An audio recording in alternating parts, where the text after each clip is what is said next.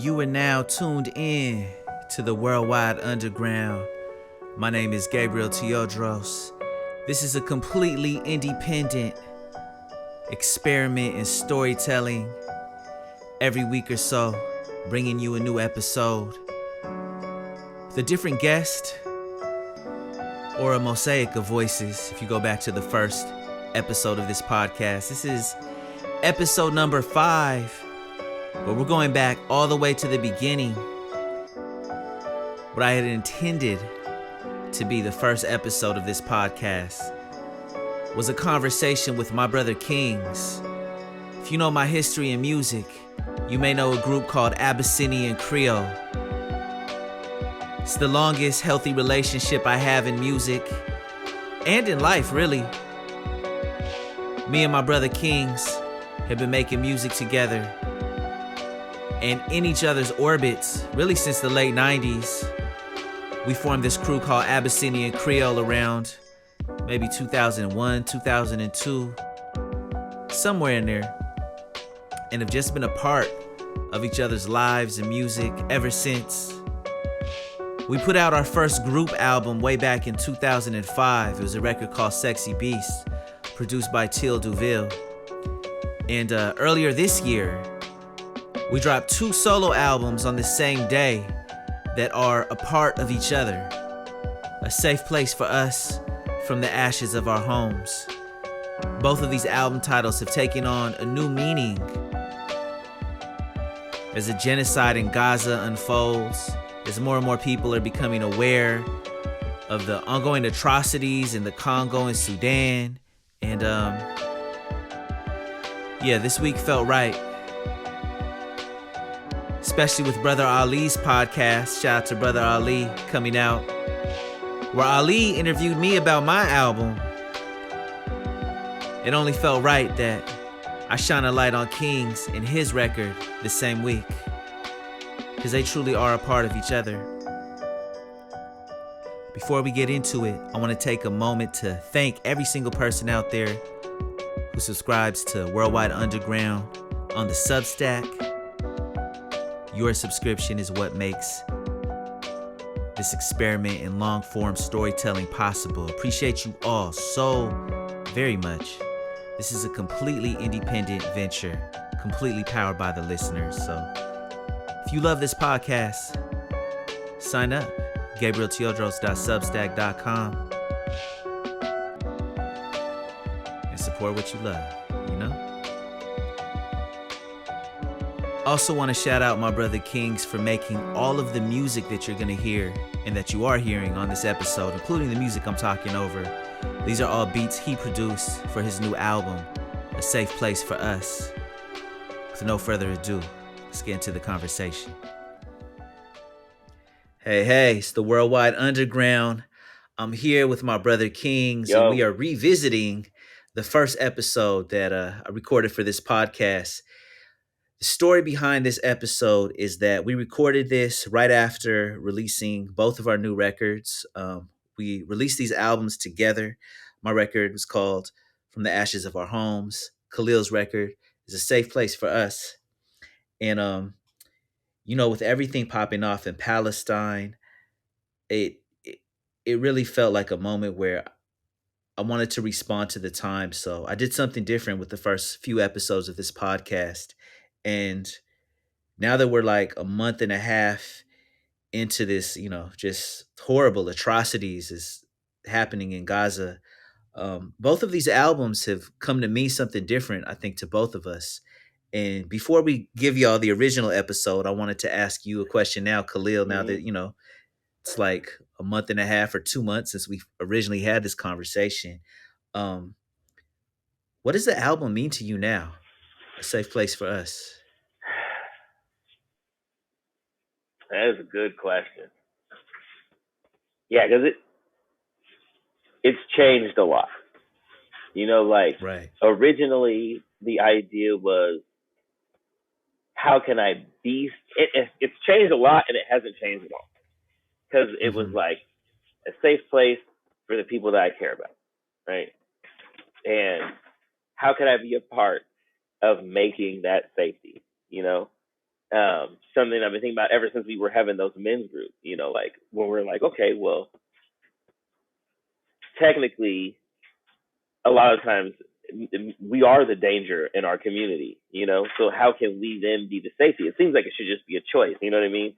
And like building off of that, but also like how much life can get in the way of you being your best self, and how you can get in the way of that through guilt and shame and all of these things. I think in the wake of this like genocide, Mhm. it's still me asking how can I create safety for others, but it has definitely widened the scope beyond just the people I know and care about. You know, Yeah. it's become it's both of these names. Both of these names, like when I first realized how like from the ashes of our homes while I'm watching these buildings fall down. You know what I Yeah. mean? And I'm Yeah. thinking about like that, and then a safe place for us. I was like,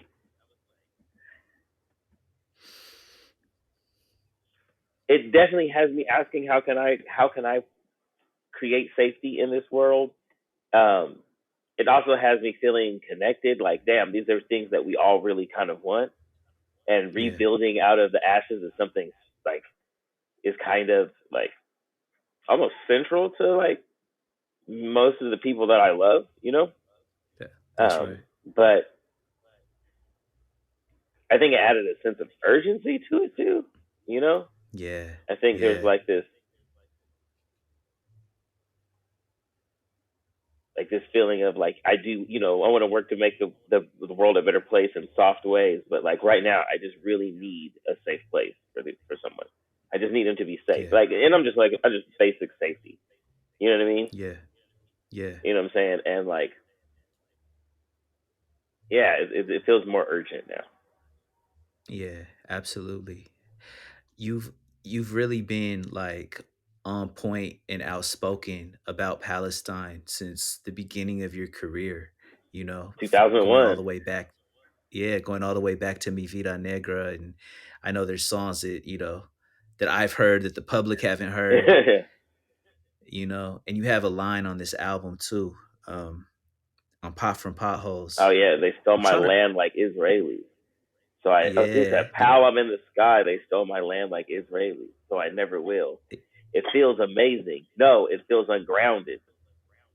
mm, It feels like I can remember saying something, being invaded by space and praying for the earth to save me. But if my mind is clouded by my own hands, can she seek to claim me?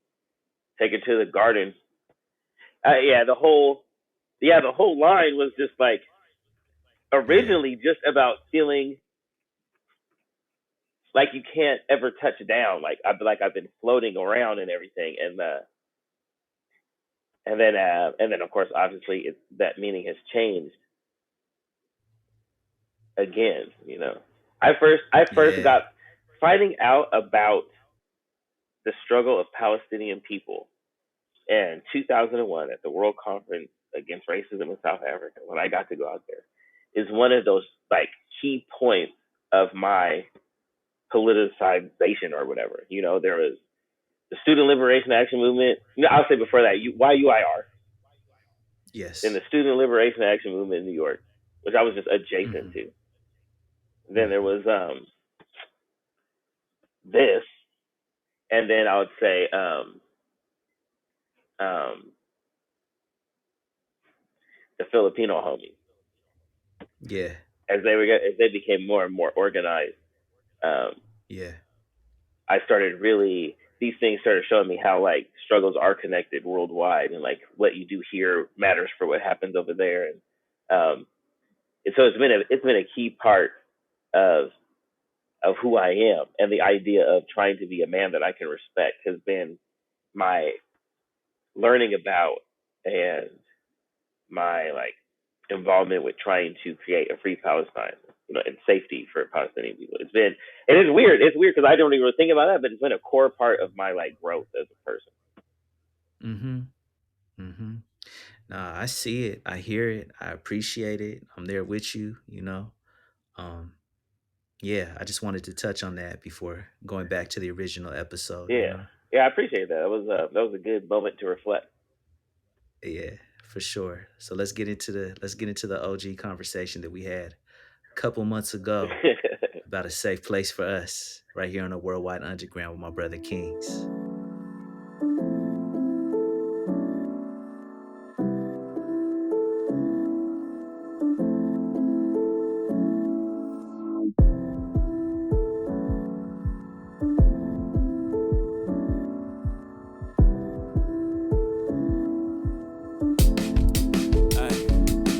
Pop was the rose from concrete. I'm the pop from potholes. Papa of the prince that's promised, scribbling, sipping avocados. My off and on been awful, I know.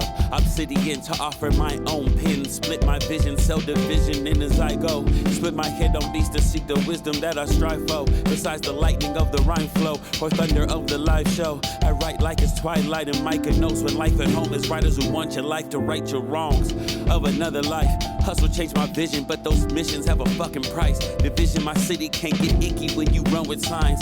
We've been calling binds since minds was colonized. Who qualifies for homicide? That's all alive when pockets light. I rip the eye right out your socket, you can't process light. I put your mind inside a rocket, now it's lost from sight. Your aim is shaky like the office, and I'm God the white. I guard the spice, bark, I leave you wetter than aquatic life. Breakfast just better with the garlic rice. Longanisa is my hardest vice. My Mona Lisa thinks my heart is ice. That failure eats me daily. Try not to George Bailey. Pal, I'm in the sky. They stole my land like Israelis. So I never will it feel amazing. No, it feels ungrounded.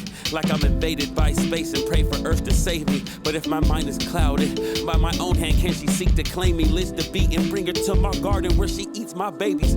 Chronic dice roller, I alone, I set it for. Cause I don't care if your average ass can't catch a metaphor. Or what you think that rap is better for. Who entertain me? Who intertwine a life of crime and gang beef within the eye to plane reach or plane shift, then lane shift, holding bigger arms than Zangief. Not you. You're on Twitter to engage sheep with gossip. Black or not, it's rotten. I'm the one like Akhenaten, an architect of an art forgotten in apartments plotting to kill a narcissist and in part for content. On live to spark the comments. On live, I guess it's showbiz. My vibe is on vibe beside Knight and Brodus. If you thought you was that guy, my condolence. I prefer to have victims, I don't like opponents. Should get a sentence for this sentence, but they won't find your components. All who wander are not lost. Hope your wonder is not lost. No, the thunder is not far. Every summer has some cost. All who wander are not lost. Hope your wonder is not lost. No, the thunder is not far. Every summer has some, yeah. Right off top, how many albums do you think you have recorded that the world's like never recorded? That the world's never heard? Never heard? Yeah. I'll probably say like 30, 31, 32 around there. That's wild. Yeah. Do you think you'll release some of them? Like what's I pieces of them, yeah. Like I've had little like songs from here and songs from there go to other projects. Yeah. But like as a whole, I don't think so. I think like a lot of those I made. I think maybe one or two of them. Definitely, one of them definitely, because I'm trying to figure out how I can like. Okay. I might put one out for like all the people that got Safe Place or something and just send it to them for free or something. Dope. I asked that question off top because I don't think people understand just how prolific you are. Like they'll look at my discography and be like, "Dang, you like never stop." But I look at you and I'm like, I'm not even like I haven't even written half the albums this guy has. Like not even half, Yeah. I mean, it's my main form of like entertainment. It's how I relax. Like, like I don't feel like I have to make just one kind of song or like I don't have to fit a mold when I'm making songs, but I do feel to a certain extent they have to fit somewhat what's expected of me for me to put them out, if that makes sense. So I might be sitting in my room one day and it's like I was sitting in my room smoking this shit and like I was like it'd be really cool to do like a MF Doom style like 5-song EP where I'll make all the beats. There'll be like loops from different like 60s spy movies or something. And the whole storyline will be a kid in Lakeshore Village, aka Lake Washington Apartments, who, like, say in my world, Doom didn't like get sick. He got defeated by a superhero, and he like detonated himself and took him and the hero out. But his mask like flew out of the sky, landed in the projects, and this kid finds the mask, puts it on, and is like, "Yo, he's now the Lakeshore villain." And so he comes out, and I got like 5 songs that are this kid becoming like this villain and getting downloaded all this information from MF Doom's brain that was inside of his mask. You know what I'm saying? Whoa. But like, please put that out. It doesn't sound like anything I normally do, you know, and people are weird. So I don't want to like ruin the enjoyment of the record by putting it out. Oh man, you're just teasing us. The Lakeshore villain. Oh man, that's wild. That's wild. Because I feel like a lot of our conversations are me kind of pushing you to put more music out. No, I appreciate you, bro, because it is definitely the most difficult part of being an artist for me is the releasing of the actual art. Yeah, why is that? It's always such a negative feeling for me. Like I feel like it didn't get heard, or I feel like I don't know, like I'm not a social person. Social things in general come with a lot of anxiety for me, you know? Yeah. And there's just like making music in my living room is like the funnest thing, but putting it out, it stresses me out. So like, and I haven't figured out how to prepare for it. Like live shows stress me out, but I know how to prepare for that. I know how to I break a song down, how I want to perform it a bunch of different times in different ways in my living room until I find one that really feels good. And then I rehearse it a bunch with me or whoever I'm performing with, the band or whatever. And then I perform it and I see how well it works. And then I come back and I tweak it again. I have like a full process, and having that process kind of takes some of the anxiety out. Like I feel more prepared. I feel like I'm also having more fun. I'm taking this thing that like kind of feels like out of my character to be standing in the middle of the room, and I'm putting it back into the way that I look at the world. I turn it into a math problem, you know, essentially. Yeah. And then I enjoy breaking this problem down and looking at it from different angles and like all kinds of stuff. And when I get on stage, it's not so much like, it doesn't feel so much like people are just staring at me. It feels like the next stage in the experiment that I've been doing this whole time. You know? That makes a lot of sense. Field testing. Yeah, that makes a lot of sense. I was gonna ask too about your evolution with performances, because you know been on a lot of tours at this point. You've toured in countries I haven't even touched yet. You know what I mean? And I feel like I've watched your process with performing change a lot. I remember there was a time period where you just didn't like performing, you know what I mean? And going back to like our early days with Abyssinian Creole, like we used to never rehearse. But when we got ready for this show, for our release party that just happened a few weeks ago, like you produced the whole show. Like you had a whole vision in mind with how to like, you know, put our 2 albums together and present them. And it was dope. It was dope to do a show with somebody where I kind of felt produced, you know what I mean? Yeah, so, word. Yeah. I hope I didn't overstep though. Not at all. Not at all. No, it was totally like collaborative and stuff. And yeah, it was tight. But yeah, just like how has that like evolution, you know? Yeah, I think happened. Yeah. Yeah. So yeah, when we first started out, I really didn't like performing. Right. And so like I didn't want to rehearse because I didn't want to think about the performance because it stressed me out. Right. And then consequently, I wouldn't know any of my lyrics. So I was just known for freestyling at the shows all the time. And eventually it was like a couple things.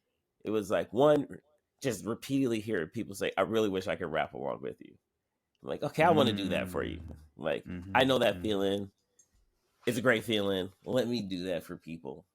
And like make a freestyle section of the show, but fucking rap the lyrics. Yeah. Learn the lyrics So on the album. yeah, Yeah. so that takes practice. It's not because I don't get it just by listening to it. I will eventually, but it can take me years to know all the lyrics of a song just by listening to it like normally, because I'm so into the moods and the feelings that I'm getting out of the song that I'll say a line and then immediately start thinking about how that shit made me feel, and then like come back in later on a different line. You know what I'm saying? And like those ones in the middle, Mm-hmm. it takes me time, so I can have those feelings about those different parts. So I gotta practice. And then I was in Yeah. this band called Express, and we did a lot of touring. We went to Europe. We went all across Canada. We did not all of us, but did like half of the United States. And I realized that my negative feelings about being on stage and like just kind of like the way the anxiety was hitting me was having Mm-hmm. a negative effect on everybody, you know. Mm. And it's one of those things when you realize like in a band like that, and like most groups, like our group, you know, like it's everyone's leading at some point. And if you don't recognize the places where you're leading, then you can be really detrimental. You know, Mm. everyone's going to do it, so you just have to hunker down and be like, no, this is a place where people are looking to you for leadership, and you can tell because your negative feeling is now infused the whole band, and no one is as excited to play. You know what I'm saying? And while Mm-hmm. I might be able to, I can push through that to get to this thing, especially if you didn't feel it before. It can be a lot. It's a heavy feeling. You know what I mean? So like, I think Mm-hmm. that pushed me to want to rearrange how I perform. But I didn't really have any ideas of like how to attack it, how to make it something that I liked. And then I saw Kim Mortal perform at Yeah. Redgate this one time up in Vancouver, and like they like everything from the way they dressed to the, and it's like it sounds so simple, like obviously, but it's like their dress, their background, like they had a video in the background that matched, and like they turned it into an art piece. The actual performance itself was the art piece. And mind you, I know performance art is a thing for a very long Mm-hmm. time, but I always just thought of myself, and still do primarily think of myself as a writer, not a Right. performer, you know? And so I just kind of like pushed through the performance to like a commercial to get people to hear what I wrote. But then watching that, I was like, yo, this can really enhance the experience of like listening to music. Like when I, not just in the venue, but after that, whenever I listened to that album, those images were associated Mm. with these different songs, and it just had me thinking about the song and feeling something a little more. I felt like, and I was like, Yeah. I really appreciate that about Kim Mortal. And like, Yeah. I tell him all the time, man, like you like really like not even rekindled, but kindled for the first time my love of performing. Like in my Yeah. like I'm thinking like I was like what in my 30s or something. Maybe I was already in my Right. 40s. You know what I'm saying? So Right. like it's crazy. Like I've been doing this shit since like my junior year of high school. I've been on stage, and I'm just Right. now getting it. But sometimes it just takes that kind of inspiration and like and self Yeah. reflection, I guess. Yeah. And also I think like as we get older, just the way we think about our art and craft and the way we see the world just evolves and Yeah, changes. And you realize that like, oh yeah, I don't just have to rap in bars and clubs. right. Like it could be a performance arts piece. Like this can be in a museum, or this can be in a theater, Yeah, or exactly. this could be theater, Yeah, like and even if it yeah. isn't a bar, I can make it that. You know what I mean? And that kind Mm-hmm. of thing.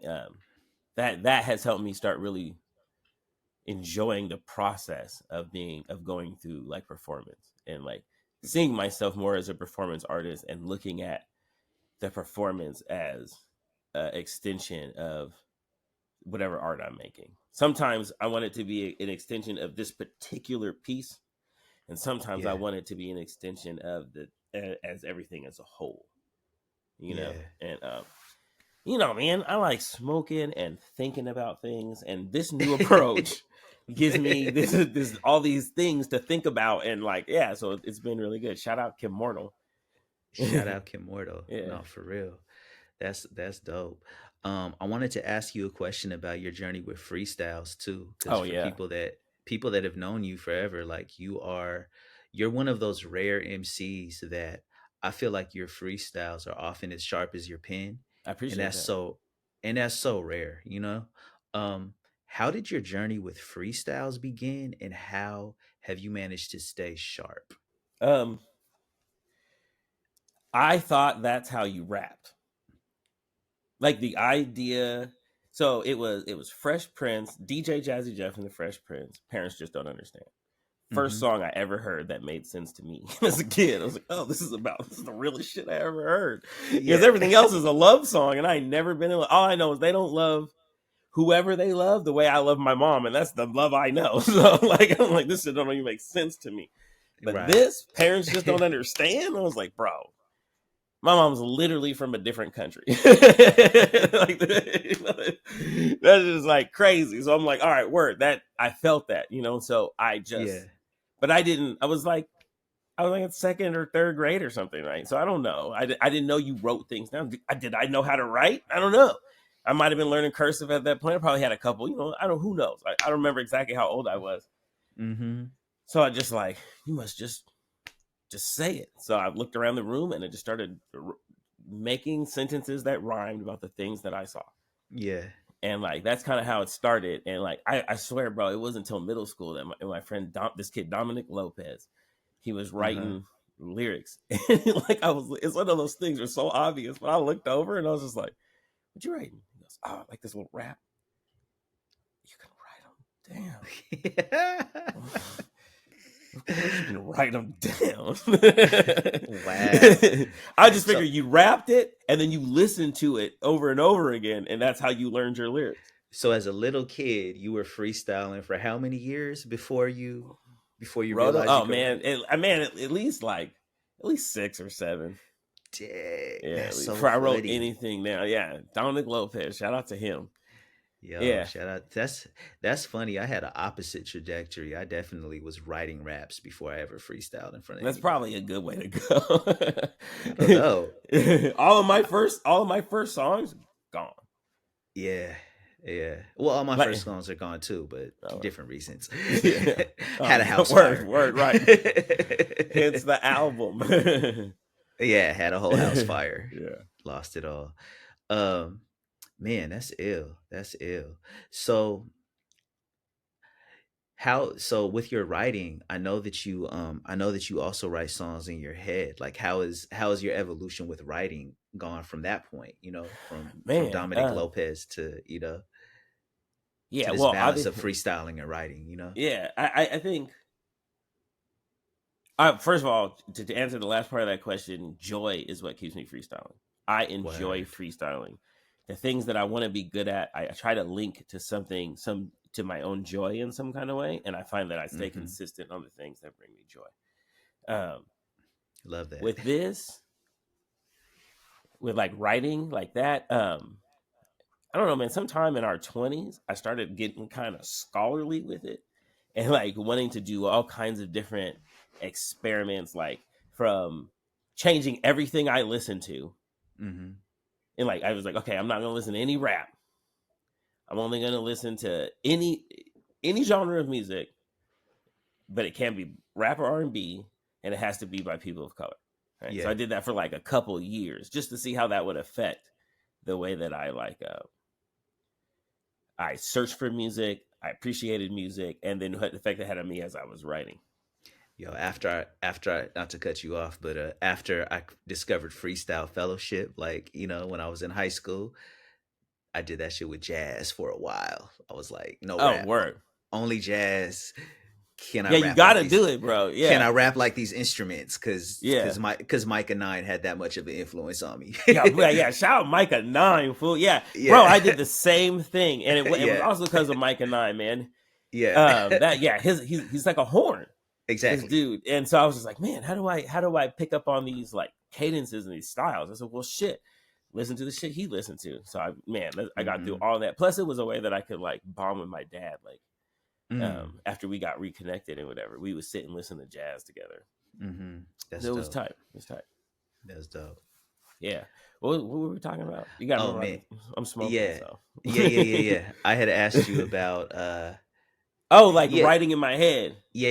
Yeah. So like The things got evolution. scholarly, and I just Yeah. thought, well, what effect would, you know, especially like being a Jay and a big fan and like a couple other cats, like remember Wayne said, I don't even write this stuff down. I was like, damn, Wayne, you don't write it either. I was like, I wonder what it sounds like.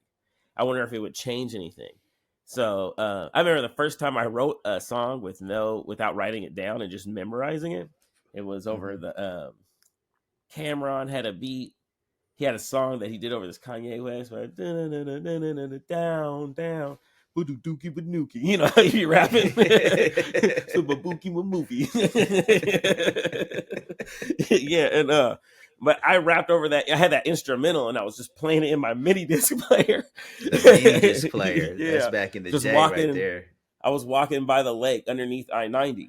Okay. And I was just like just trying to get it, and it was kind of weak, but it was tight. I was hyped, and I realized it sounded different because when I'm writing it down, I don't have to make any concessions to my memory. Yeah. But when I'm doing it on my head, the memory's king. If I can't remember it, I don't have it. It's gone. You know what I mean? And I found like my brain remembers things when the sounds link, or there's an idea or something that links them together in a certain way, or if there's a similar rhythmic pattern, I can my mind will hold on to it better. So like the song Yachty Button that I'm doing, I wrote that in my head, and you know it's like dun dun dun dun dun dun dun. It's like the same kind of cadence over it because it's that those stick in my head. That's dope. I feel like you can even tell the difference when people write in their head versus on pen, because it's like it's the same with freestyle. It's like it's like the verses are in your body as opposed to just up here. Yeah. Yes, that is a wonderful way of putting it, because like the rhythm to it, everything to it, it's a more physical thing as opposed to like writing it down. Like Pot from Potholes on my album, I wrote that down, and you can tell it's like it's dense. There's lots of like metaphors going this way and that way, and then if you put them together, it means something different. And like, you know what I'm saying? Like, yeah. I think for the longest time I've been trying to, because I don't write in my head. That's a skill I've never worked on, you know. But when I do write, I'm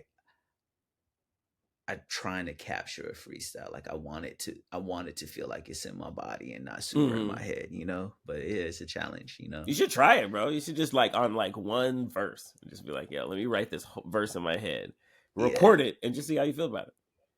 Yeah, I should do that. I should do that. Just for fun though, like no pressure. Don't pressure yourself. Just no, of course. I know Thig Nat from the Physics. That's how he does everything too. Yep.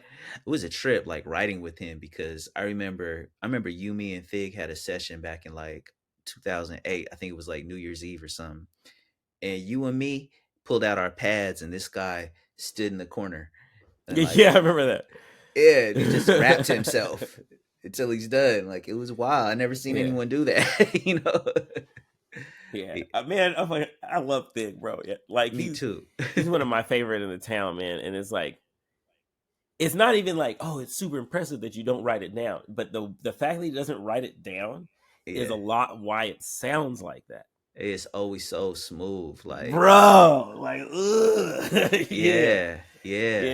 Nah, man, he's phenomenal. I don't think people realize how. Like I know the cats who know are like, yo, Thig is the guy. You know what I'm saying? Yeah. But I feel like people don't really know. Like it's so smooth that some things are sliding right past them. Like, nah, man, this guy is so barred in. Yeah. Yeah, no, Thig is amazing. The Physics are amazing. Like that's my favorite Seattle group. I was so happy that they came together for our show. Like, yo, that was so fire. That was so fire. Yeah, and they just ran through classics. Like that was amazing. Man, let's talk about the new record. So Safe Place for Us. I mean, I guess I got to talk a little bit about my record too. Yeah, you do. Because so I'd been working on this album for, man, to be honest, I started this album in 2020, the one that became From Ashes of Our Home. It was before the pandemic. It was before we started losing people left and right. And for a lot of various reasons, that album had to get put on hold, you know, but I still had like an album worth of instrumentals that I was just kind of sitting on, and um yeah, and I realized at some point earlier this year that if I'm the only person that's waiting for me, I'm never going to get this done. And you had asked me kind of like, I don't even remember if it was a text or when you asked me, but you were like, "Can you please finish this album because I need something to listen to?"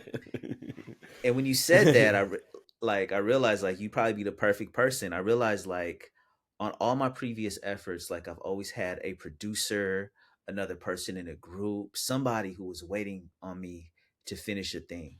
And that Yeah. and that was really important. Like that helped me finish the thing. With this, it was just me. I realized like I needed someone out there to expect something from me. So I asked you if you be my accountability partner on this record, and can you just expect me to send you work every Sunday? You Yeah. know? And and I don't know if that was the beginning of this album or if you had started working on these Oh yeah, songs no, that was before. definitely the beginning. I think it was like we're like 2 Sundays in, Yeah. and I was just like, man, this is fire. I want to send him something. The crazy thing is, I had literally just finished a record. Right. I had just finished it. And I was like, yeah, and I still like it, and I still go to. That's the one I'm thinking about. Like, I got to put this out. Maybe I'll send it for free or something. Dope. But Put it out, bro. Just put it yeah, out. Like, I sorry, go definitely ahead. got to. So and like Yeah. it was I produced a couple tracks on it, and the rest is like Dope. off of YouTube or whatever. But it was like I made it for fun, but I really liked it, so I had Doom mix it and everything. And Nice.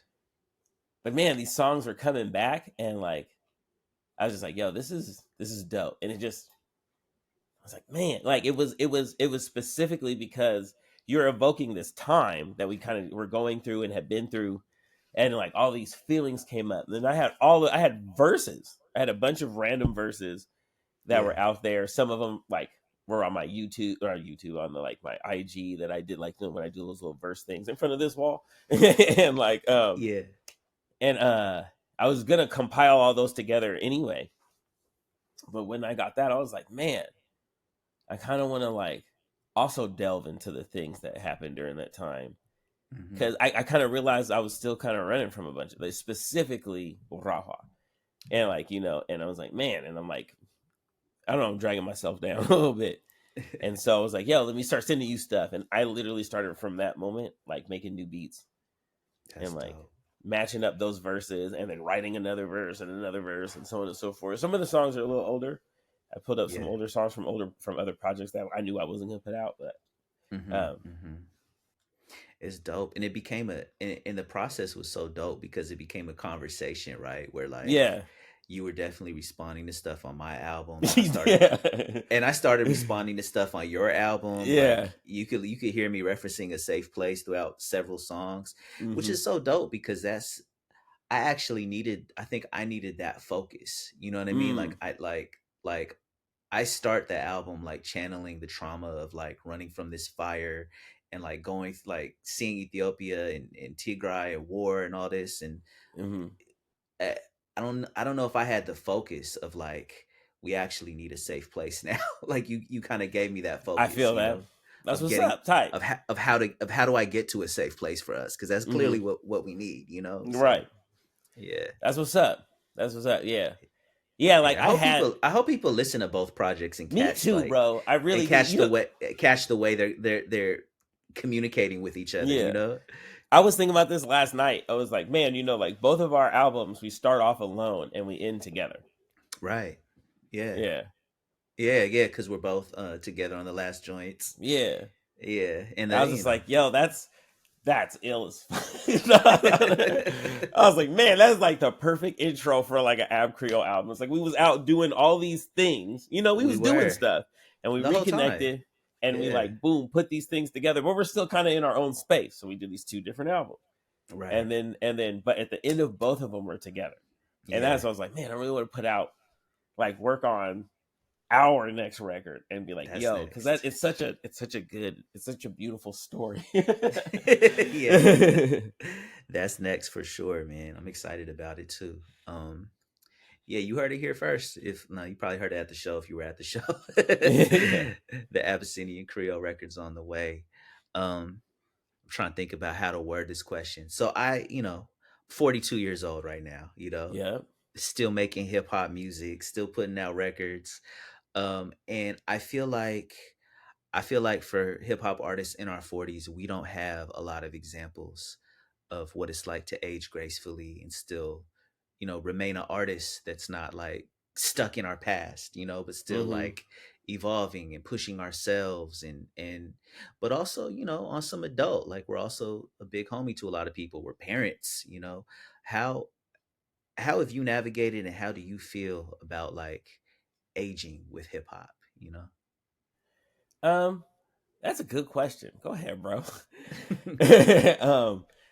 I'll say aging in general. I have I feel like a interesting, not unique, but just interesting like relationship with it. Like a lot of especially like black men from my generation, wasn't really expecting to be this old. And like I really went out of my way to like not reach this point. Mm, So there's a lot of gratitude and like maybe like a sense of like obligation to use my life for something. yeah. There's that. And so it's like it's kind of a mix between like that every day is a gift feeling once I got over the terror of living past 22 or living Mhm. to 22. um just sort of like every day is like a gift kind of thing, and I really want to use it to like sort of like honor all the cats that aren't here doing anything, and Yeah. Yeah. that affects the way I look at aging in hip hop. You know, Mhm. um, I have found while I'm not so much the crusader for like a particular kind of hip hop culture like I was when I was younger. Um, I have learned to sort of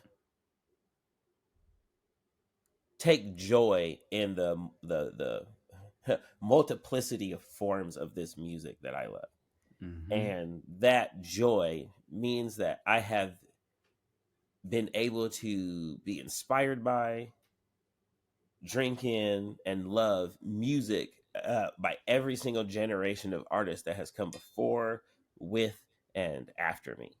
Yeah. I'm not gonna like everybody, but like I Mhm. like something of every new thing that is every kind of rap out there. There is something and some artists in there that I dig.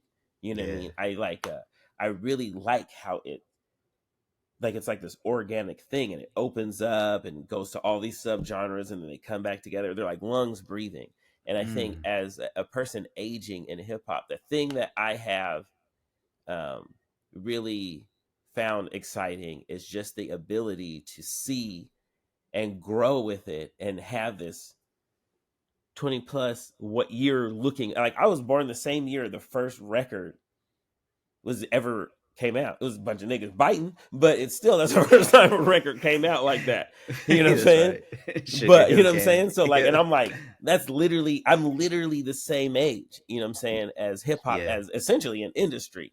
You know what I mean? Yeah. So like it's interesting to be able to see this throughout my whole life and the way that I'm looking at it based off of where I am in that process.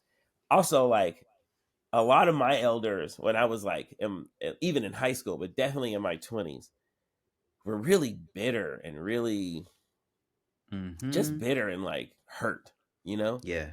And Yeah. I felt like some of that hurt was definitely a lot of that hurt was definitely really valid, you know, Mhm. as like those generations trying to put music out there, this kind of music into Seattle. They were used, um, mocked, and just generally got just treated like shit. Like this isn't a rap town, you know what I mean?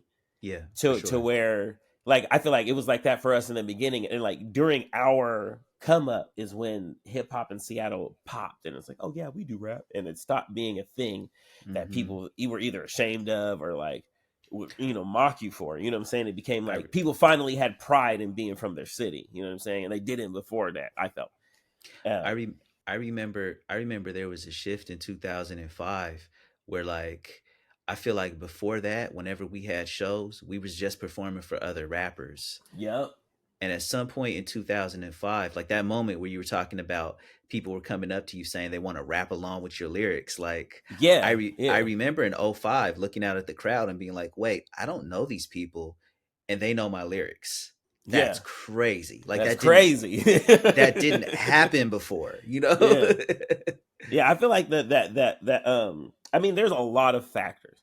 There's Hmm. everything that Tribal did, there's everything For that sure. that Jasiri and yeah, Joff Siri did, hmm but like when it was like Mass Line hmm and Sport and what was Life. Sporting Life, bro. Like that Yeah. era, like specifically like D Black, hmm Grinch 2, and then Blue Scholars. There was a energy around Yeah. them that I feel like gave everybody in the city something to be like, oh, I fucks with that.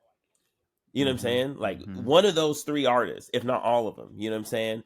And it kind of grew, and we all kind of Spaceman had moved up, so like there was just all of this energy coming at that. So you're dropping, we're dropping, we're doing these things, and I feel like that helped it pop. Also, I think it was the suburb kids first too. They really got onto Mm. it. Like, Yeah. when we first started doing those shows, it was a lot of kids from like Linwood and Federal Way and like you know what I'm saying, like all these Kirkland, even you know what I mean, like a lot of kids Yeah. from kind of actually out of town coming in for these shows. I hadn't even thought about that aspect of it, but yeah, you Oh might yeah, be man, right. I feel Yeah, like it was. one of the moments where I felt like I knew it was going to change. I've told the story a lot, but like uh recording with Geo for his song on, or not his song, but the Elixir, his feature on the Right, right. Abyssinian Creole record.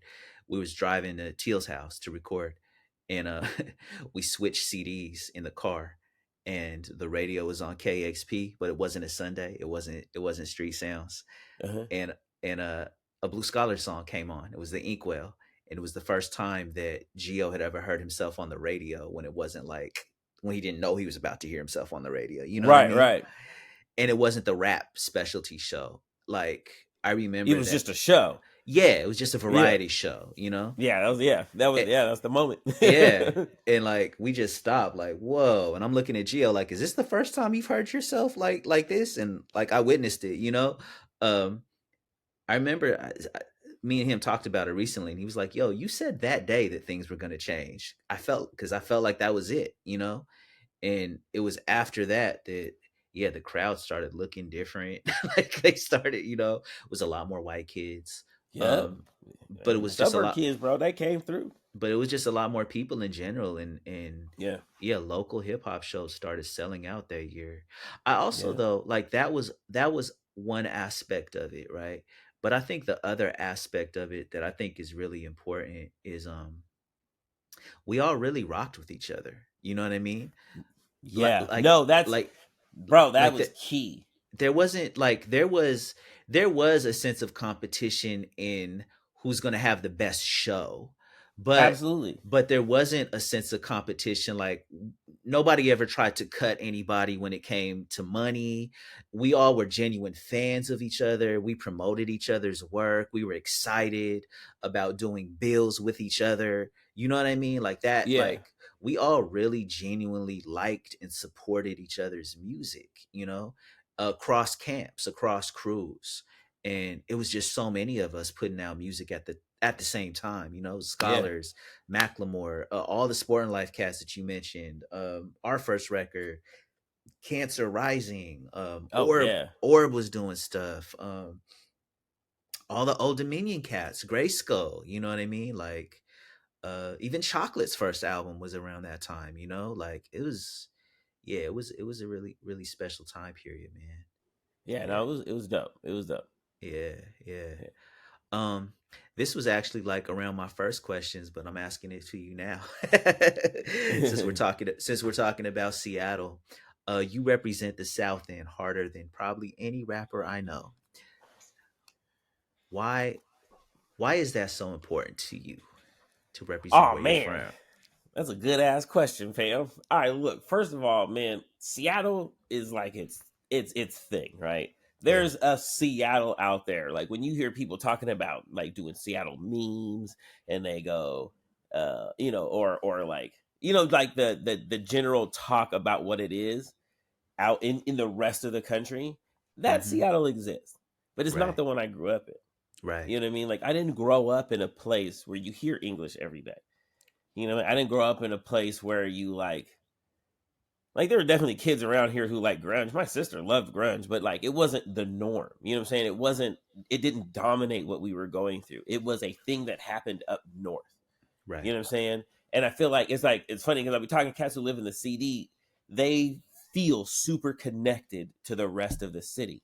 And it makes sense because they're literally right there. But if you talk to folks, especially from the deep South or from like White Center, like because they're so cut off, our worlds don't extend that far north that much. Everything we're about and like is in the neighborhood. Like everything I need is here. Most of the people I know are here. You know what I'm saying? And if I need something that's not here, it's over on the west side. And I just gotta go over there. You know what I'm saying? Like I don't need to go up there for nothing. Yeah. I think also with the way that like racism works in the city, like it felt like, I mean, there was still the heavy police presence, but if they weren't around, it was like a pressure was lifted off of you to have to like be or do something, or like that just walking down the street was the bad idea. You know what I'm saying? Like, it was, so like that sense of freedom, that sense of like connection, that sense of like the place I belong, you know what I'm saying? Whereas in the rest of the city, it always felt like, you know, you were getting either patronized or like looked down upon for immigrating from somewhere. Here, it was the norm. So you had people you could talk to about like the disconnect that you're having with your parents because of like literally different cultural values. You know what I'm saying? Being able to even get that language. I wouldn't have that language if it wasn't for like, I mean, in this case, a bunch of Filipinos talking about their life. You know what I'm saying? I wouldn't have the language to explain these disconnects and like how this is working. And like, I felt like it gave me this sense of like really dope local pride, but recognizing that this locality, this one area is now connected to like 80% of the world. You know what I mean? Like things that are happening in East Africa are affecting the emotional living day-to-day serious like things of a person who lives in my building. You know what I mean? That's things that are happening throughout, you know, Southeast Asia or even like Central North America, wherever we're all coming from. Those things have an effect on the people here, which has an effect on all of us. And so you have a tendency to know or want to know like, oh, what's going on, just to make sure your homeboy's okay. Because they're telling you, oh man, this happened back home or something like that. And so you start getting this feeling that we're kind of more connected. Plus I felt like especially a lot of the like more like mainstream outlets of media talk shit about us about. That's right. Yeah. And like, man, I'll tell you what, man, don't nothing to give a motherfucker pride. Like somebody else trying to talk shit about our shit. Yeah. Yeah. So yeah, no, I feel like that was the thing. Like I really wanted to be like, no, I'm not from Seattle. I'm from South Seattle. I'm from the South End, because you're going to get the context wrong. You're going to think that I'm sitting in fucking Easy Street Records. You know what I'm saying? Yeah. Yeah. You know what I'm saying? Or you're going to think, you know, Frasier. Going to Starbucks or some shit like that. You're gonna get it wrong. You know what I'm saying? You're gonna think Sleepless in Seattle or something. Right. You're gonna think, you're gonna get it wrong. You're gonna think this. And like, nah, bro, that's not my life. Yeah. Some of that is, you know, you take Menace to Society and you add a couple coffee shops that are local, then you kind of got my shit. You know what I'm saying? You know what I mean? Oh, that's such a quote. But you can't. Yeah. So it's like I was always like, yo, I want that to be understood. I feel like that, and I feel like that because I feel like, you know, even cats on the CD, they would get, even though they were more connected to the city, their connection to the city from, I feel like, especially through the 80s and 90s, was people just putting negative energy on them. You know Absolutely. what I mean? And so like. And then they took all the land again. Yeah. Like, it's like, man.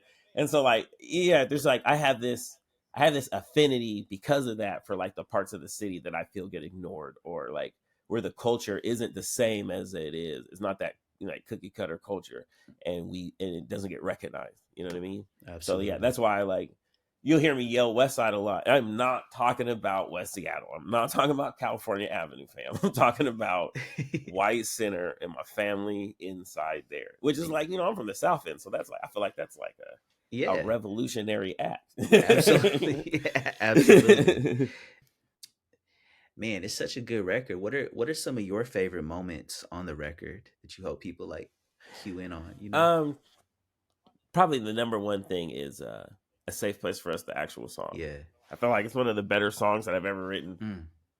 That's saying a lot. I appreciate that. That's saying a lot. I thought Kim just murdered that hook. It really captured how I felt, and like in not just in the lyrics, but also in their voice. Yeah, their delivery's ill on there for sure. Kimortal. Just like go Google that if you don't know who I'm talking about. Yeah, absolutely. And yeah, with the organ. I think for me, it was, even though it's not directly, I don't feel like it's like directly saying like, oh, I am recognizing like these cycles in me, but it is the song where I'm like most directly taking responsibility for the way that I feel. And in a way that's not about like guilt or shame, which is very difficult for me. Like I through the process of making this album, I'm realizing again how much guilt and shame have kept me safe in my past. The things that the places they made me go, the things they wouldn't let me do, they promoted a sense of safety for me, you know? But now they aren't. Now they're endangering me, and they're endangering my son to grow up to also look at guilt and shame as a protective cover. And so it's like learning how to be responsible for my actions and things that I have done that have hurt folks without using guilt and shame as a blanket to protect me from further hurt, you know?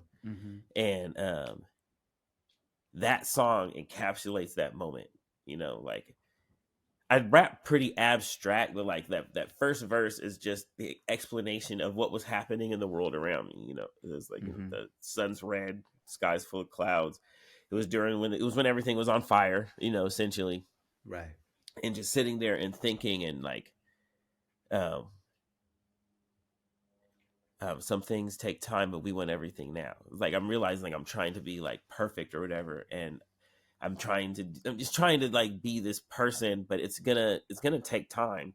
And I have got to stop feeling bad for not being like this shining best version of myself. You know what I mean? Like I'm from the gutter, man. Like I'm doing okay. And it's like, it's all right to feel all right. It's okay to feel okay sometimes. You know what I'm saying? Like, no perfect and so person. like that, that kind of thing is kind of like what that verse was breaking down. Like, and the second verse is like just trying to be like, look, I know that I have been a part of hurt, and I am not going to let feeling bad about that continue to make me hurtful for folks.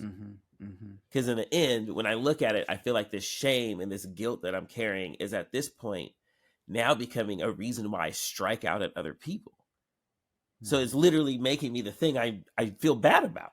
So then I just keep feeling bad, you know what I'm saying? I'm caught up in this cycle, and like, so I'm trying to like smash on that. Like, no, I can accept responsibility without this need to torture myself in order to like somehow redeem the fact or whatever, you know what I mean? Like that has got to go. That's not even really honoring the fact that I've hurt people. You know what I mean? Like I'm not taking it fully in. I'm using the guilt and shame to protect myself from the full brunt of it.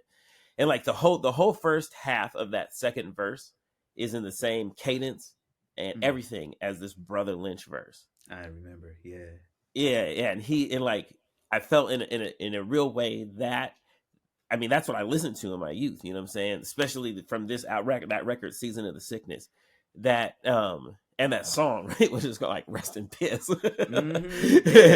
which is like you would hear it at every single barbecue in the South, and it was like one of those songs like growing up, like that Brother Lynch song was one you knew the lyrics. It was everywhere, even if you didn't have the album. Like it was one of those. And like if you look, that album has like Brother Lynch has had a profound effect on my style of rapping, like the cadences I use, the way I go fast and then I slow down. Right. Boom, that's all Lynch, man. And then my subject matter is more, I always say like Tribe Called Quest. That's where my heart is. But the way that I rap is over here. You know what I mean? And like your content's like Tribe Called Quest if they read Bell Hooks early. Like death. Yeah. But also like I also mean like the sonics of it all. I got you. I like keys and I like break beats and yeah. But yeah, so that whole first half of that follows that same pattern as half of his verse, right into the point where I say, I carry a lot, but I won't break. I know what you saw. I know what you thought, and it's okay. I know what you thought. Like, and the line before that is, I've been facing a lot of my old pain. And from that point on, the song deviates. It's no longer matching his verse. Right. It's a different thing. And it's like, it's me now. You know what I'm saying? Yeah. Because like in a real way, that ability to be like, okay, and accept these things without trying to run from it in any way allows me to then like be who I am and not who I am covered in guilt and shame. You know what I mean? And so like that song really sums that up for me. And I realized that making that song and listening to it has been a huge part of like my growth recently. Yeah. I think like second song after that is the one where I sampled the Drake thing. It's called Jenny. Yeah, Jenny. Yeah. It's named after a character from the fucking John Woo Chow Yun Fat movie, The Killer. Okay, I did not know where the name came from. Yeah. Khalil, some of the names. Khalil got secret stories behind some of these song titles. He told me not to tell y'all what one of them is, but yeah. So that's where that name comes from, and because that's like a little piano in it, and she used to play piano for the and like it's like and that movie's about the redemption of somebody, you know, too. So like, and in that is the one where I kind of like, I accept that I'm going to have to forgive myself. Yeah. And that it's not disrespectful to anyone. That in a real way, forgiving yourself because it leads to less like negative behavior. Yeah. Is really the only way to honor the people who've been hurt by your negative behavior. Is to not do it, right? You have to change. Right. That's the only way. But the only way to really get there is to forgive yourself. Yeah. And as I always say, to forgive yourself doesn't disrespect the ones you hurt. It honors them and says we're worth the work. And so like those two songs together, I think, and then No Perfect Person at the end of that, which is like, that was the one that was the most response to like some things you said like in the first verse or the verse of your first song. Like that was like super inspired by that. Yeah. I'm glad because that because then you asked me to get on that song and it pushed me some different ways, you know. So that's what's up. Yeah, those songs are kind of like, if the first song is me literally just breaking down like all of these feelings that I'm having and feeling unconfident and like all this shit, then like it kind of just progresses that as I share things with my friends and things get put out, I start feeling better, you know, and like get to the point where I'm not alone. Yeah. I feel like music it really is about healing for you, you know? Very much. Yeah. Like everything you just described is like, it's healing from your past. It's like, man, you talked a lot about self-forgiveness, being a more full person, like, you know, it's yeah, I resonate with all of it, and yeah, it just reminds me, like, I think we're alike, and I don't know how I'd be on this planet without that outlet, without that music, without that ability to put this mirror up to myself, you know, and like really look at who I am really and who I could be. You know what I mean? And yeah, you say that's true. Oh, absolutely. I think it's one of those. I mean, I feel like there's like 3 or 4 things that are like core to who we are, that are like similar to each other, and that's why our friendship is so locked in. Yeah. But yeah, definitely, that's definitely one of them. Like, yeah, being able to have something that lets me see, like a mirror, essentially. Yeah, the music is one. Let's go on that. Well, I like that. The things that are unique about our friendship. You know. Yeah. I like that. I think another one is and something we haven't even really touched on, but I just think it's like underneath and in everything, even if we don't speak to it. But is just this ongoing quest to like redefine masculinity and like be our full selves, you know, because patriarchy has harmed us as much as, you know, it is harmful on Yeah. the planet. And yeah, it's like my friendship with you is one of the safest friendships I think I've had with, you know, a male body person in my life, probably, you know. Yeah, And easy. yeah, and it's because of that that I'm able to connect with others in a deeper way, I think, and be more of myself, you know. Yeah, we really started kicking it right at the moment that I was really looking at those like questions, and you were literally Looking, my only homeboy yeah. that was like wanting to talk about that shit or wanting to like Mm-hmm. embody that, asking questions about like, if this is what I want, how does this affect the way I'm about to act? You were it. Like, and I mean, most of the homies was on some like righteous shit, you know what I'm saying? Yeah. Queen this and queen that, you know what I'm Yeah. saying? But you were the only Our one that was homies, about our action. our homies were hoteps before hoteps were a thing. You know, Hoteps. yeah, Hotep. yeah, absolutely. Yeah, bro. So like, the word hadn't even been coined to mean what it means yet, but means yeah, but they was out that's there, what that bro. was, though. Hotep. Yeah. Peace, queen. Mm-hmm, mm-hmm. Yeah, nah. Yeah, so they was out there and like, but it seemed like for a lot of them, and mind you, I mean, everyone's grown up now. Of course. But it just seemed It like was that for a era. lot of cats, that rhetoric, it was just another piece of game, really. You know what I'm saying? There wasn't the actual transformation of the self was not important. Yeah. You know what I'm saying? It was just, this is the way that I'm gonna score. Yeah. Like, all right. People weren't wrestling with themselves. They weren't wrestling with the fact that, you know, as oppressed people in this country, you know, we also are oppressing others, you know, and how do we deal with how do we deal with that? How do we become better people that are, you know? Yeah. Yeah. Yeah, you were it, man. I say it to you all the time, man. If you hadn't been there, yeah, I don't know where I would be. I don't think I would be. Same You way. know what I mean? Like, same way, bro. I don't even know. Like, I can't imagine, you know. And also a big part of it is like I think about moving to New York because a lot of that conversation, like you moved to New York pretty early on. Yeah. What year was that? 01, 02? I think it was early 02. 02. Because I was out there for basically for 9/11. You were there 9/11. Yeah, so like that was and 01. I moved. Yeah, I moved the spring after that. So that's 02. And then I think I must have came. Wow, I must have came like 6 months later or something. Because I think I was there by the end of 02. That can be about right. By like November, December. You know, I know I was there for like things taken and Christmas and stuff like that year. Yeah. New man, bro. Brooklyn, man. Look. Yeah. Thanks. Yeah. Yeah. Look, hey, specifically Brooklyn. Yes. Thank you. Yes. Very much. Yes. Thank you very much. I can never pay you the debt I owe you. New York as a whole. Mm-hmm. Thank you very much. Right. You know what I'm saying? Thank you very much. You know what I'm saying?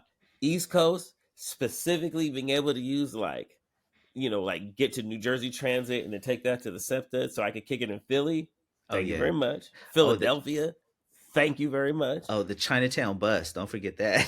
Oh, it's not even. Oh, my bad. Yeah. No, shout out to the Chinatown bus. $10 to Philly. Come on. Hey, let's go up to Boston because I was going up to Lowell. Oh yeah. Oh yeah. Please keep it real. Yeah. Yeah. Shout out to the Chinatown bus. Yeah, $10. I appreciate you from Chinatown to Chinatown. Get your money. I'll always support you. Yeah, man. Yeah, man. It's funny because we are such a Southend centric group, but I feel like that time that we spent in New York, even though it wasn't that long for me, it was less than a year actually. But I know I was mad. Yeah, it was less than a year that I was out there. You were out there for some years. I was there for less than a year. Yeah, I was out there. Yeah. But that was where we like I remember it was on a subway where you were like, I wish we could just call ourselves Abyssinian Creole. Abyssinian Creole. Yeah. I was like, that's it. Because we spent a couple months going back and forth on group names. You know, we're New World Nomadics or something like that. Yeah, I think we were calling ourselves the Nomadics for a minute. I mean, we didn't put anything out or do any shows with that name, but you know, we were thinking about it.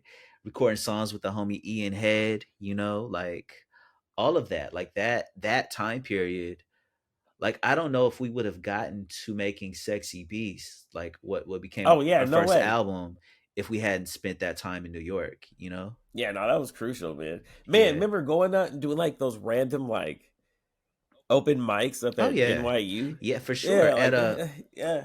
NYU and where did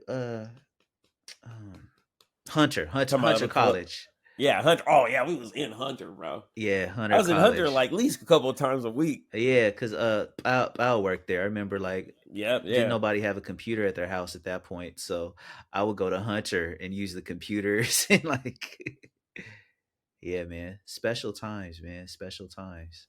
I feel like, man, that New York period for me was like, because like one, like growing up in Seattle for whatever reason, just you get that feeling the city don't want you there. You know what I mean? So you Right. kind of feel out of place. New York felt like home when I got there. Yeah. There were a Yeah. lot of things that I felt like aspects of my personality that New York like nurtured Hmm. and like was like, oh, that's cool.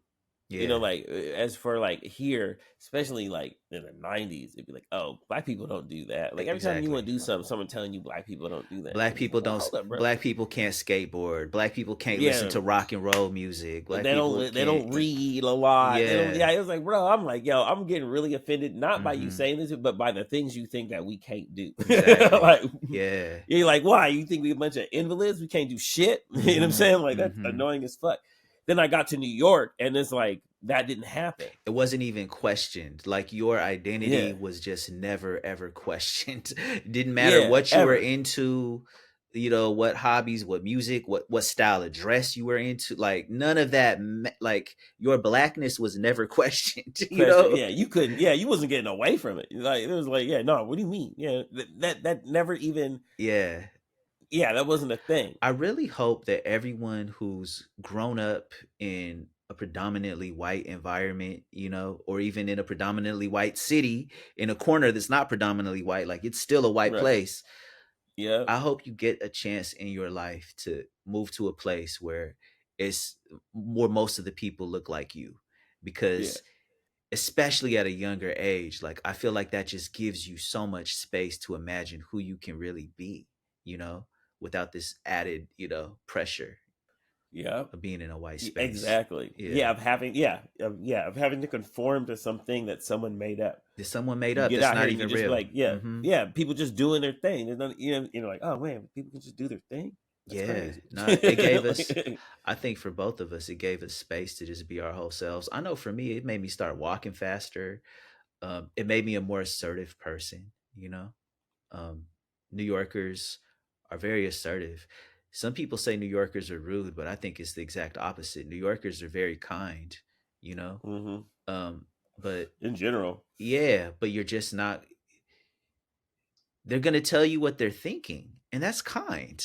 It's actually a Yeah. lot more rude to not tell people what you're thinking, which is what happens a lot on the West Coast, especially the Northwest. Especially And the further Northwest. north you go, it gets worse. Yeah.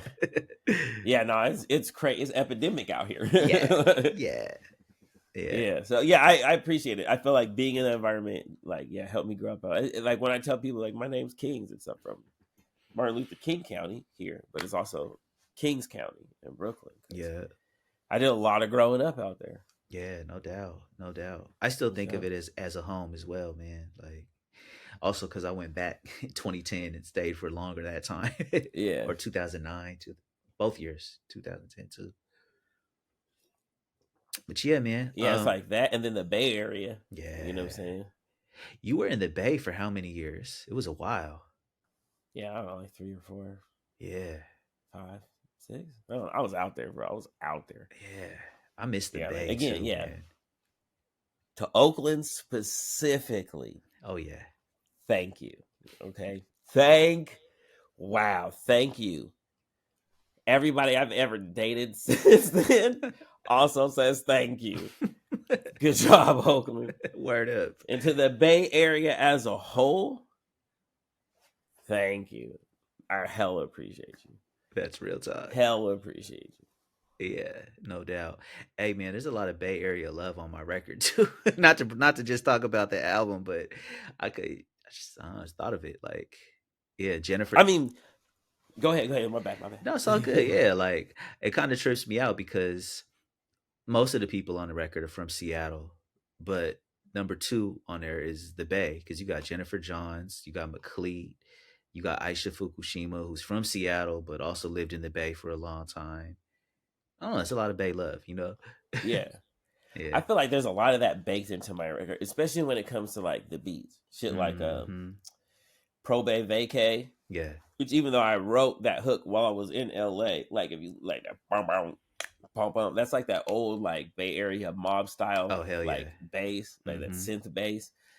Bats Maru also like that. I love that sound. You know what I'm saying? Like, you know, like Seattle were like kind of like that Bay's little brother. You know what I'm saying? So I grew up listening to a lot of Bay Area music, and like it's also like I feel like it gave me a good foundation because like some of it was like Souls of Mischief and Hobo Junction. You know what I'm saying? Shit like that. Some of it was like fucking Keek the Sneak, 3 Times Crazy. You know what I'm saying? Some of it was Too Short. Some of it was E40. Yeah. A lot of it was E40. You know what I'm saying?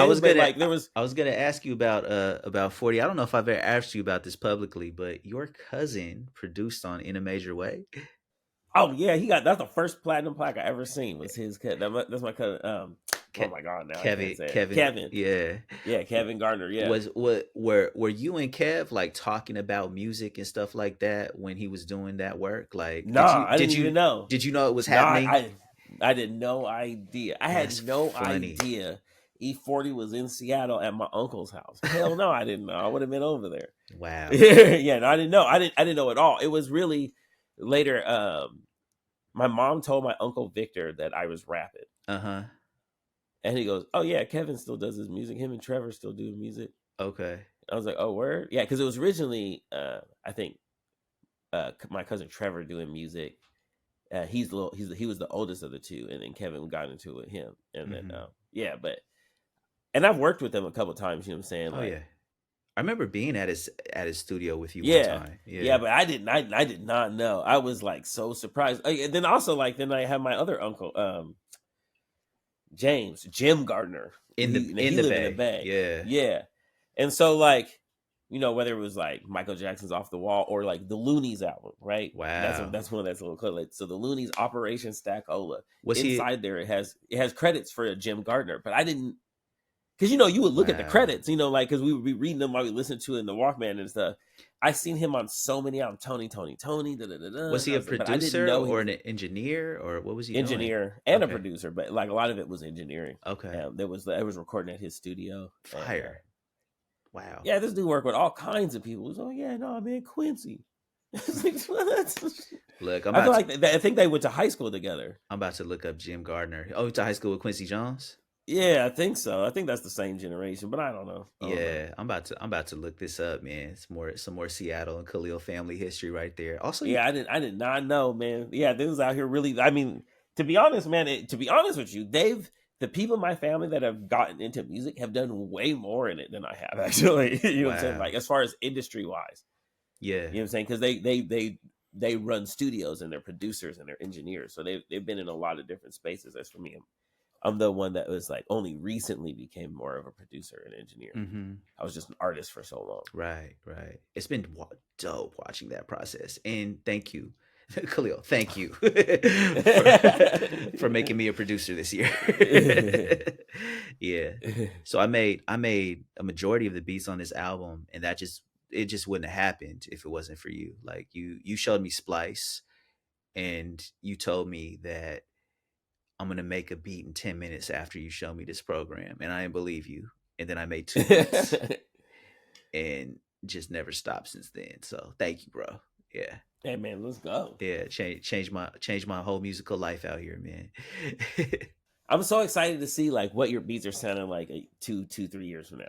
Me too, because I look back at the stuff that I made earlier this year and I'm like, that wasn't it. And I thought they was like amazing, you know? And they are amazing. Here's the deal. They are amazing. You know more now. Yeah. That's the problem with making beats, man.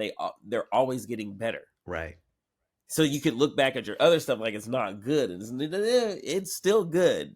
this is better because Right. you know more, you understand what you like more, what sounds what you like more. You know what I'm saying? And like, yeah, and so it's more fitting to you, but we can't like diss the Mo ones because they do be hard still. Like eventually you'll go back and listen to it, like, oh no, this was hard. It just wasn't this. Yeah. I've learned a lot, man. I continue to learn, you know. Man, this is the question that I ask at the end of every interview, man. What is one thing you hope everyone gets from your music? I hope people get some joy out of it. Mm-hmm.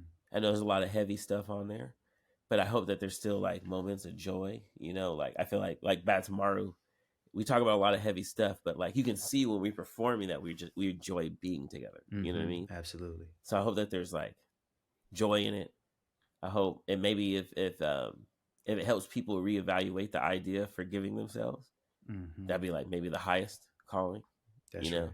To just sit and think about it and be like, yo, like maybe it's not selfish. Maybe it is the best thing you can do for the people who care about you. Mm-hmm. And listen to fucking what is that song called? It's the one between Jenny and Safe Place. It's like it's like the fuck what you want. Oh yeah. How come I can't remember my own song name? Anyway, listen to that joint. Is it Shime? Okay. Is it Shimon Said? Oh yeah, Shimon Said. That's an anime reference. Oh, Shimon. That's an anime. It's an anime and a what's my guy's name? I don't know. Get the fuck up. Simon Said, Pharaoh Monch. Pharaoh Monch, yeah. So it's a Gurren Lagann, Pharaoh Monch reference, and it has the feeling of the Simon Said record by Pharaoh Monch. I get it. Yeah. So like, I want people to listen to that so I can do that at a live show because I want to fucking like just like set fire to an entire city to that song. That song, the whole point of me making that song was to do that song live. So like, I need to get people. Everybody screaming. The bass is crazy live. Trust me. Like, just get into it. Yeah. Because I want to do a lot. That's hilarious. That song is hella different than everything else on the album, by the way. It is. It's the catalyst point. From that point on, mm-hmm. I'm dealing with my healing shit. Right. But at that moment when I'm like, fuck, man, I got angry. You had to get into it. I wasted so much of this time. Mm-hmm. And I'm just fucking letting myself like believe all this shit about me because of what? Mm.